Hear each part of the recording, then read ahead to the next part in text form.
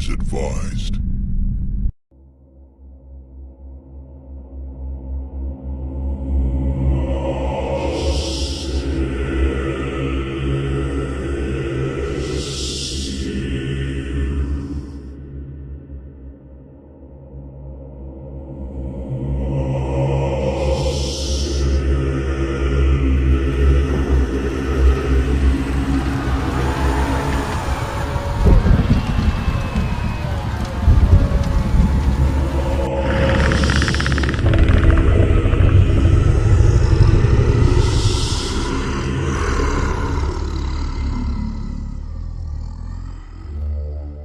And this is what the devil does.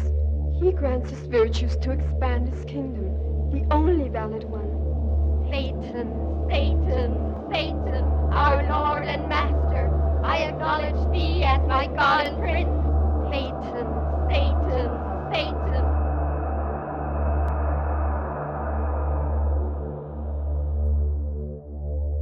Satanism is a modern, large, non-theistic religion based on literary, artistic, and philosophical interpretations of the central figure of evil.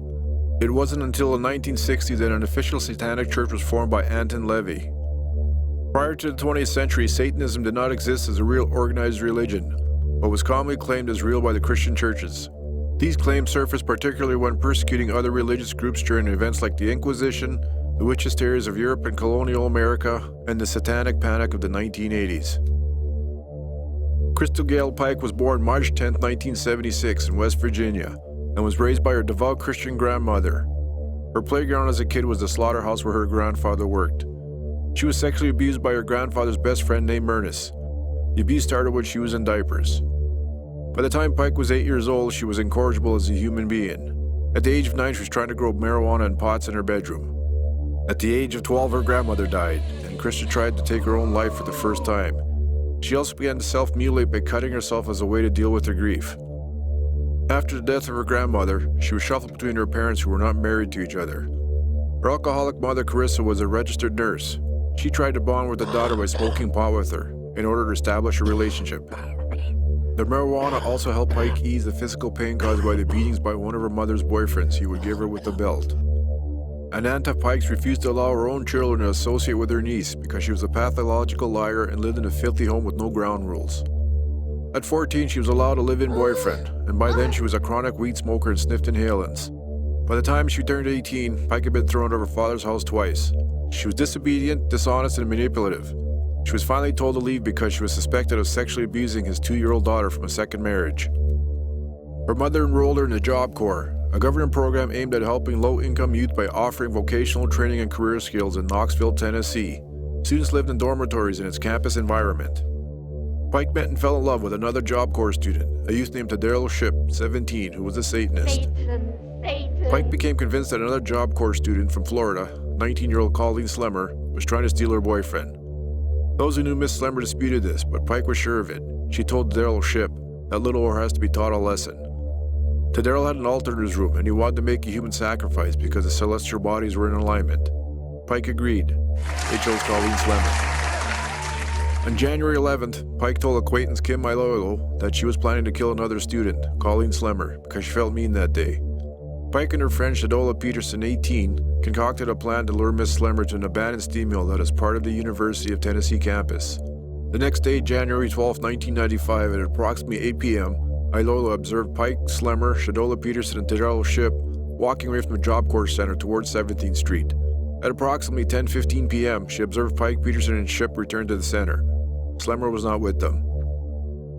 Later that night, Pike went to Iloilo's room and told Iloilo that she just killed Slemmer and that she had brought back a piece of the victim's skull as a souvenir. Pike showed Iloilo the piece of skull and told her that she had cut the victim's throat 6 times, beaten her, and thrown asphalt at the victim's head.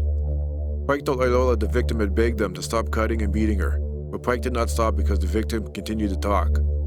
Pike told Iloilo that she had thrown a large piece of asphalt at the victim's head, and when it broke into smaller pieces, she had thrown those at the victim's head as well.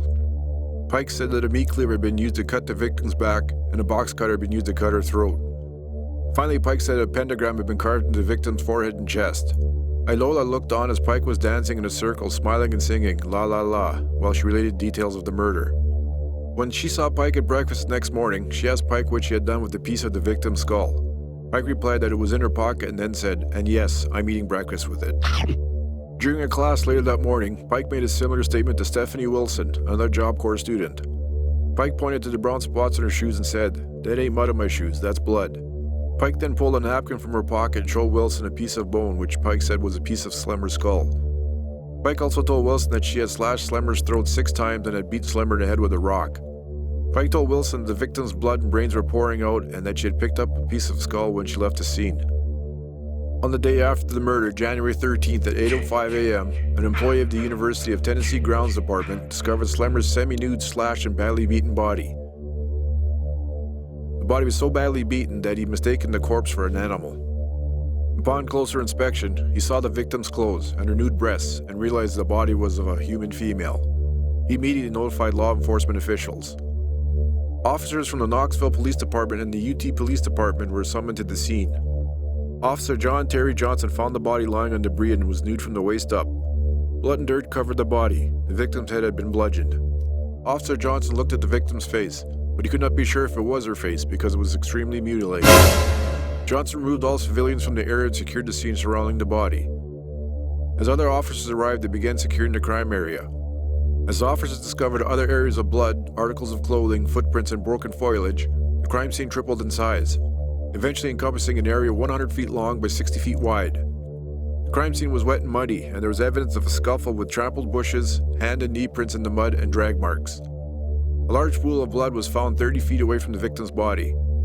When officers turned the body over, they discovered that the victim's throat had been slashed and a bloody rag was around her neck. Detective Ronald R. Cook of the UT Police Department accompanied the body to the morgue. He observed the body after it had been cleaned and noticed that a 5-pointed star in a circle, commonly known as a pentagram, had been carved in the victim's chest. Satan, Satan. Randy York, a criminal investigator with the Knoxville Police Department, began investigating this case on January 13th, the day the victim's body was discovered. Christa Pike returned to the crime scene the next day after the murder with a number of other females, and giggled as she asked the police officer questions about the killing. She was wearing a pentagram necklace. But it didn't take long for police to connect Pike with the killing. Police checked the logbook the night of the murder. The logbook showed that 4 students left together and only 3 returned. Christa Pike, Daryl Shipp, and Shadolo Peterson were brought in for questioning. York interviewed the defendants at the Knoxville Police Department on January 14th. Investigator York advised Pike of her Miranda rights, but she chose to waive them and make a statement instead. Pike explained in detail how the killing had occurred. Pike's statement was tape recorded and transcribed into some 46 pages. In her statement, Pike said that she and Slemmer had been having problems for some time. Pike claimed to have awakened one night to find Slemmer standing over her with a box cutter. Pike told investigator York that Slemmer had been trying to get her boyfriend and had been running her mouth everywhere. Pike said that Slemmer had deliberately provoked her because Slemmer realized that Pike would be terminated from the Job Corps program the next time she became involved in a fight or a similar incident. Pike claimed that she had not planned to kill Slemmer, but she had instead planned only to fight Slemmer and let her know to leave me the hell alone. However, Pike admitted that she had taken a box cutter and a miniature meat cleaver with her when she and the victim had left the Job Corps Center. Pike said she had borrowed the miniature meat cleaver, but refused to identify the person who had loaned it to her. According to Pike, she asked Slemmer to accompany her to the Blockbuster music store, and as they were walking, Pike told Slemmer that she had a bag of weed hidden in Tyson Park. She said the group began walking towards the UT campus. Upon arriving at the steam plant at the UT Agricultural campus, Pike and Slemmer exchanged words. Pike then began hitting Slemmer, banging Slemmer's head on her knee. Pike threw Slemmer to the ground and kicked her repeatedly. According to Pike, as she slammed Slemmer's head against the concrete, Slemmer repeatedly asked, "Why are you doing this to me?" Satan, Satan. When Slemmer threatened to report Pike so she could be terminated from the Job Corps program, Pike again repeatedly kicked Slemmer in the face and side. Slemmer lay on the ground and cried for a time and then tried to run away. Tadero caught Slemmer and pushed her to the ground. Pike and Tadero held Slemmer down until she stopped struggling, then dragged her to another area, where Pike cut Slemmer's stomach with a box cutter. As Slemmer screamed and screamed, Pike recounted how she began to hear voices telling her that she had to do something to prevent Slemmer from telling on her and sending her to prison for attempted murder. At this point, Pike said she was just looking at Slemmer, just watching her bleed. Only women bleed. When Slemmer rolled over, stood up, and tried to run away again, Pike cut Slemmer's back. That big long cut on her back, Pike said with pride. Pike recounted how Slemmer bargained for her life, begging her to talk to her and telling her that if she would just let her go, she would walk back to her home in Florida without returning to the Job Corps facility for her belongings. Pike told Slemmer to shut up because it was hard to hurt somebody when they were talking to you. Pike said the more Slemmer talked, the more she kicked Slemmer in the face. Slemmer asked Pike what she was going to do to her, at which point Pike thought she heard noise. Pike left the scene to check out the surrounding area to make sure no one was around. When she returned, Pike began cutting Slemmer across the throat. When Slemmer continued to talk and beg for her life, Pike cut Slemmer's throat several more times. Pike said that Slemmer continued to talk and tried to sit up even though her throat had been cut several times. Slemmer attempted to run away again, and Pike threw a rock which hit Slemmer in the back of the head. Pike stated that Darrell also hit Slemmer in the head with a rock. When Slemmer fell to the ground, Pike continued to hit her. Eventually, Pike said she could hear Slemmer breathing blood in and out, and she could see Slemmer jerking, but Pike continued hitting her and hitting her and hitting her.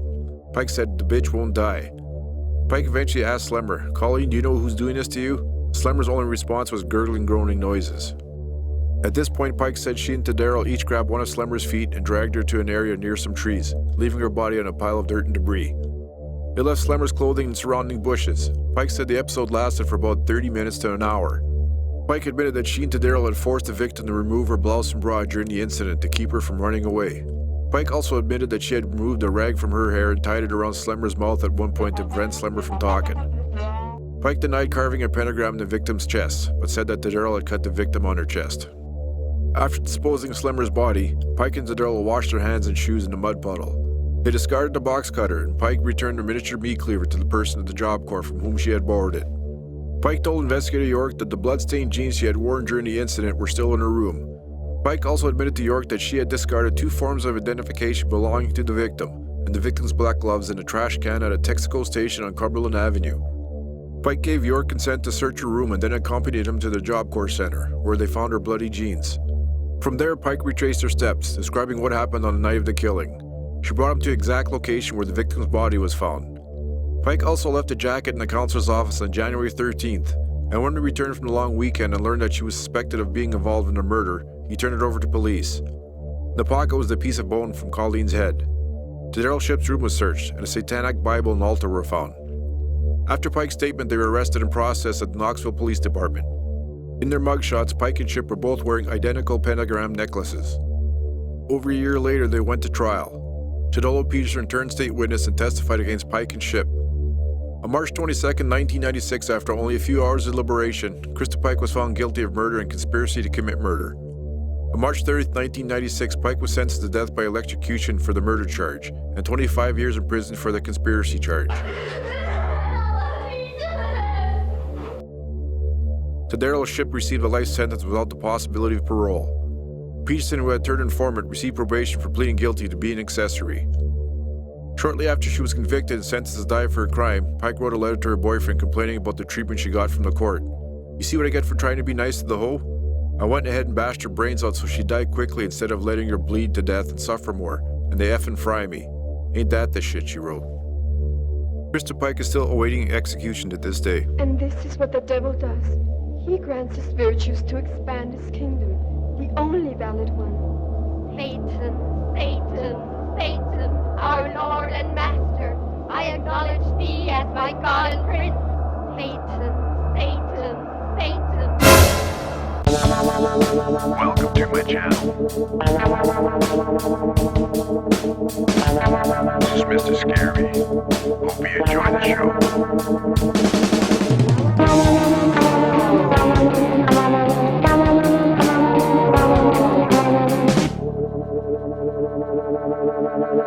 Thank you.